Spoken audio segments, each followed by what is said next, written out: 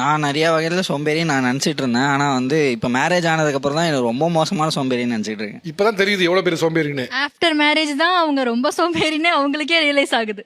இவர் எந்த வகையில சோம்பேறி நீங்க சொல்லுங்க. வீட்டுல எந்த வேலை சொன்னாலும் எப்படி ரியாக்ட் பண்ணுவாப்ல?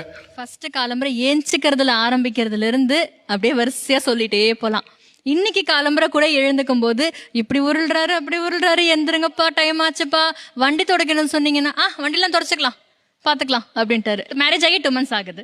ஹனிமூனுக்கு பிளான் பண்ணும் பொழுது வந்து அவங்க ஊர்லாம் சொல்லிட்டாங்க, கொடைக்கானல் போறோம் எல்லாம் ஓகே. கொடைக்கானல் போறோம்ல, அதுக்கு நம்ம பிளான் பண்ணணும்ல, எங்கெங்க போகணும்னு ஒரு டெஸ்டினேஷன் வைக்கணும்ல.